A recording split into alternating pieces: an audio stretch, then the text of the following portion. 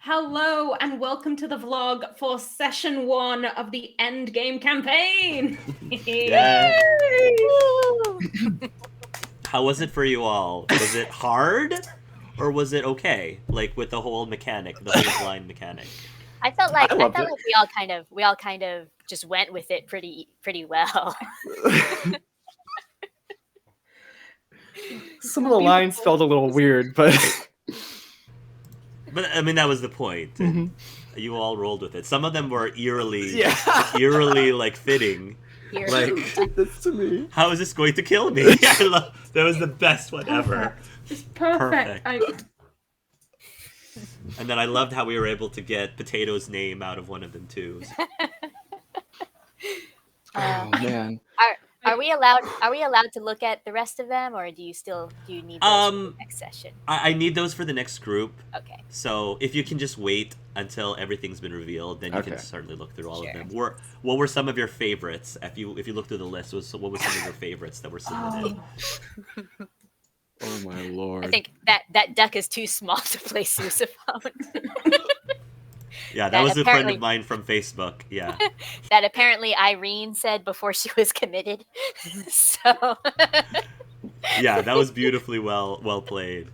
How about Ethan or Callista? What were some of your favorite lines? Go I- ahead, Ethan. I loved the I failed math so many times. Because the implication is they saw that and didn't care about you failing math and adopting a child. Oh man. I mean there's always some like my favorite saying, me saying it, was the you did this. Yes, the you did this to me is great. How What about you, Callista? what about you, Chris? I think my favorite ones were Mom made me do it. Yes. Mom made after Irene apparently got committed for talking about ducklets and sousaphones. She made you get pregnant apparently. I guess so. She was like, I want a grandchild. I want a grandchild now. Oh man. And I think that the sofa is on fire. And then there's a sofa ablaze. I mean, in the why not? field. Why not? Oh man, this makes me want to do it more often with like other people. Yeah. With other groups? Yeah. I would encourage you to steal this. If you have your own like campaign, or even whether you're running it or playing it, it might be fun to just do something like this just randomly. And if you can incorporate it into your story, then great. If you can incorporate it into your story, I think that'd be Which were your favorite lines, Hark? Yeah. I definitely laughed out loud with the "let me brush that for you" part. That was very fun. Let me brush that for And then I really loved how Ethan handled. Of course, I know how to do the wobble. Just watch. Like, that was just beautiful. Woo! I love how you went with that. So, and want the flowers. my pregnancy test is positive, which is now quote unquote canon. So, apparently Pasha right now is pregnant too, quote unquote. So, could be a false Yeah. negative. Who knows? You know. Yeah. maybe we'll see. So, Or false I positive. think what I like about go ahead. No, I hope that was okay. Also, like us kind of figuring out at the end that something's not right. Yes, that was Yeah. the way you timed it was perfect. The realization at the end, that was exactly what I was going for. So, thank you for doing that. What I really liked about this session is it did kind of wrap up some loose ends for like Molly especially. Yeah. Because there was that ongoing, lingering idea of why the Clefairy want your child in the first place, and I think that answered that question finally. They just wanted to And go we home. addressed it. They just wanted to go back home to the moon, and then I think it opened itself up to some really interesting things that will hopefully be addressed later in the future, like the tarot cards. I love that you gave the tarot cards to them, because that's definitely a device we could use later. Obviously, the pregnancy thing with Pasha is something that might get touched on later. I love the fact that Athon is now cursed. No. I think it's so. Sometimes critical fails are like the best thing ever, and it just makes things so interesting. So Athon is cursed, where essentially the curse was that it's not that he can. It's not that he talks Pokemon. It's just nobody can understand what he's saying now, which is something that Forrest actually can relate with because of what happened in his campaign of people not being able to communicate very easily. So his is a different version of that. I there's a lot of really cool plot developments happened during today's session. Yeah, and I'm sure you probably will be withholding information until later, but I'm just curious. Yes. When Molly went home, was everything normal? Yes. I'm going to save that for whenever you might be playing again to see how that plays out. So we'll see. A lot of this I'm sort of improvising and winging it also. Yeah. Fair enough. So. All right. Anything else? Can we speculate on why the weirdness happened? Can we speculate? Yeah.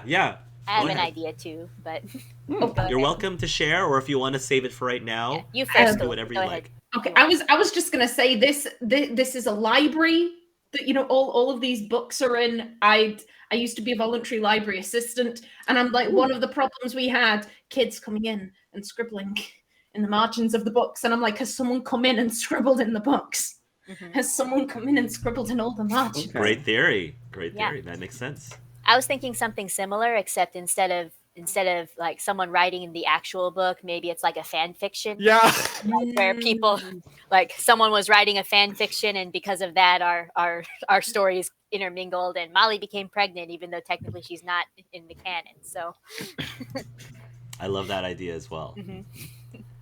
I don't know if you had any thoughts, Ethan. It's okay if you don't. I mean, I do have thoughts. It's not as like interesting as your guys's, I think, but it's literally because we messed with the library in our campaign, and things got weird a little bit. Their character as well. One of the characters in their group did something major that they probably weren't supposed to do in the Athenaeum in the library. Who knows if that's doing anything? I don't remember if I had to talk with him about that. Probably should have. Wanted to. Whatever. maybe the crazy lines were just like someone's cat jumping on the keyboard while they were writing the fan fiction, and just random things coming out of it. Oh, yeah. I have no clue. I mean, I had a lot of fun. I'm excited to see how the other group does. Especially with when they see the lines we used and when they start using their lines. Yeah. My favorite... Oh, go ahead. Were you going to say something, Ethan? I was kind of just adjusting myself. I wasn't... My favorite part of this was just really watching your characters interact with each other, because you've never played together and your characters certainly have never met, and so just watching that dynamic form between the three of you I thought was really, really interesting and cool to watch. And friendship this was a born very of the lovely strangeness. This is a very lovely group. Yeah. I will say, for me personally, because I was Ethan's interviewer, I'm just like, Forrest has changed so much. They're a Dragonborn now. What happened? Yeah.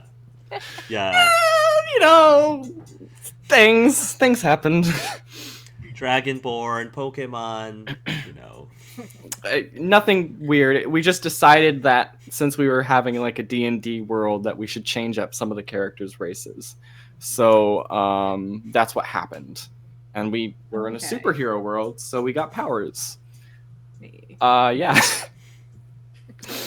Some behind the scenes explanations and stuff. So for the viewers who aren't aware, initially Brandon from the Wizarding World campaign was supposed to play today. He unfortunately was not able to, and so Ethan was so nice to agree to come at like 1 a.m. last night. Yeah. play with us. So thank you, Ethan, for doing that, and Brandon should hopefully be able to participate in the next Whose Line set of scenes. But had Brandon played, what would have happened was Levi, because again, spoilers for people who haven't seen it, I'm just going to say it. His character had died in the middle of his campaign, and he basically ended up in the afterlife. And by the afterlife, I mean, he says, "Oh yeah, I was just playing tennis with Jesus and Muhammad Ali the other day." Like he plays tennis with Jesus, Muhammad, stuff like that. And so what I would have had happen is I would have had him come back to life in the scene. However, not in the body of Levi, because Brandon always said he always wanted to play in a Pokemon campaign. He always wanted to play. So it's like, Brandon, pick any Pokemon that you want to be reincarnated as, and that's the body that you will end up with for this scene. So unfortunately, we weren't able to do that. I may just do that anyway. In the next, I may just say you pick a Pokemon that Levi comes back as, or save it for when we eventually or save play that. together. Maybe we could do that. We'll see. We'll play it by ear. He would have been a great Yamask. Yes. Yes.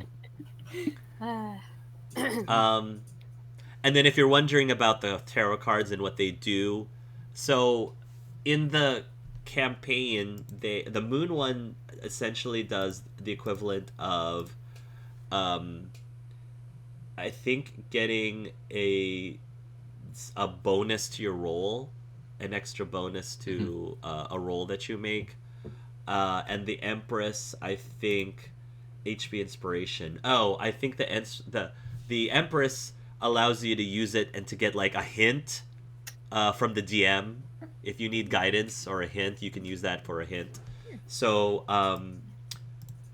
it doesn't have to behave that way. I'm kind of playing it by ear and seeing a situation where you might, you know what, using this moon card, using this Empress card might be useful, and we can like talk through what it actually does when you use it in that time. So just something to think about. I don't want to decide now what they do. I just kind of want to play it by ear. Okay. So cool.